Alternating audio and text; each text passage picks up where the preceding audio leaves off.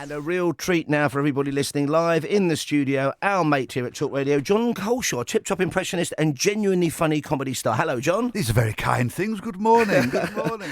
That's an interesting time, this, isn't it? Because obviously there's a huge focus on the EU referendum. We've also got huge things going on in America.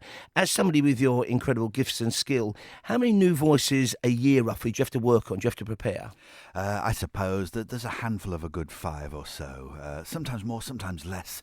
But as you say, there is a real step up in the pace of topicality and good new characters coming forward.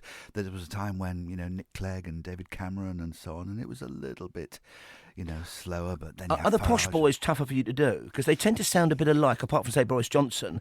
Cameron and Clegg were sometimes almost interchangeable, I thought, vocally. Yes, I think so. That they're a little bit more bland. Although we're starting to get to know David Cameron a bit better now, and more the sense of the attitude where, sort of slightly doesn't want to be there, phoning it in, talking very, very quickly, disposable soundbite before getting out of the way. He's also got a slightly, not exactly bullying, but quite strident tone sometimes at PMQs, doesn't he, in Parliament, Prime Minister's Question Times. Keeping it brisk, but on the surface very polite, and trying to divert the questions at his pace so that he gets away from the awkward subject as fast as he would wish to. And also Boris Johnson, of course, must be a gift to you. Well, he's the sort of the quantitative easing amongst boring characters.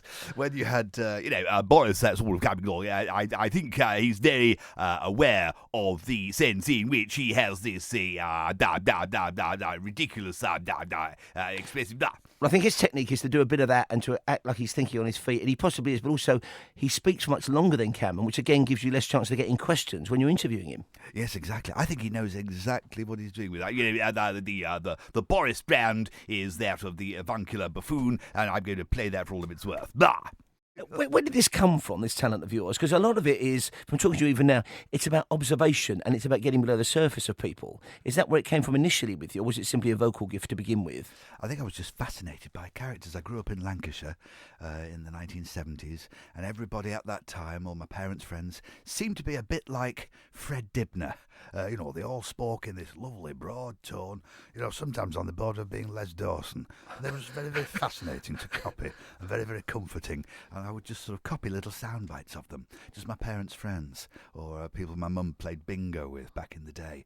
And was this to entertain the family or in the privacy of your own bedroom or whatever? Yeah, just to entertain people who came round. I do remember, I can recall when visitors called by the house, and I used to sit very quietly and just watch, not really realising I was doing it. And when they'd gone, then I'd sort of spark into copying them. One of them was a painter and decorator called Charlie James, and he spoke like that, a bit like Charlie Williams, a comedian. And I'd copy him as immediately as he'd left the house. So the person and again, I've worked with him a fair bit in the past, who I think you nailed beautifully, and in a very good way, because a very funny and nice guy. Your Michael McIntyre is actually better and funnier than Michael McIntyre. He's a terrific character. The precision of his observations and the way he sort of describes them. You've been washing the dishes, but there's always a little teaspoon left. What is going on there? What is going on there? How does it know? I think they swim like rats through the pipes and they end up So is it possible for you to go out and enjoy a comedian or enjoy an actor on television just as comedy, or is there always a part of you that's thinking, I can do that. I can make that happen. I see what he's doing there. Can you actually genuinely bury the kind of the talent and just enjoy the moment? I think you can, yes. Probably about 80% of the time. There'll always be that little bit of you where you're watching a nuance and you think, I'll have that. I'll have that. And have you ever been phoned up by, say, Michael McIntyre when he's been sick and he said, can you put on the black we can go on for me? No one will tell the difference.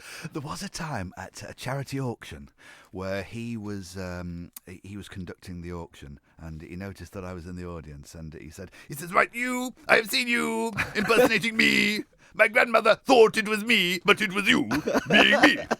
And he invited me onto the stage, and he says, right, why don't we auction you doing me, and we'll sort of top up the money, and some person on the back said, £1,000.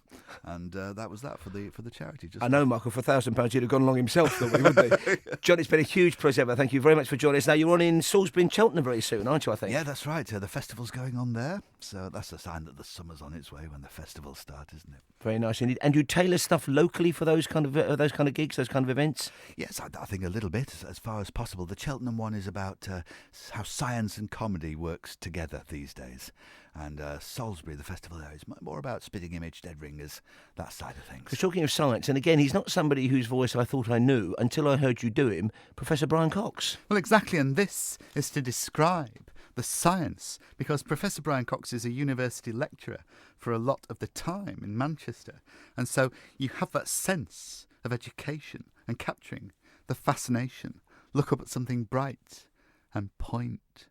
And irritatingly, not only is he a genius on the science front, he's also a great musician and far too good looking as well. It's like, he must have been Mother Teresa in a past life to come back like that, mustn't he? He's literally rubbish at nothing. Yeah. He's just brilliant at everything he tries to do. And we've had this in from Jeannie in commentary. Andrew in Scarborough said, and you've done this already for us, you're Boris Johnson, but Jeannie in commentary says, before John goes, could he please do an impression of your talk radio co-host, and he's my mate as well, Eamon Holmes? Oh, that's right. Let's take a look now. I'm just trying to see where it's 8:58. These are the stories that you're waking up to, so you are. The news pretty soon. Paul, it's back to you.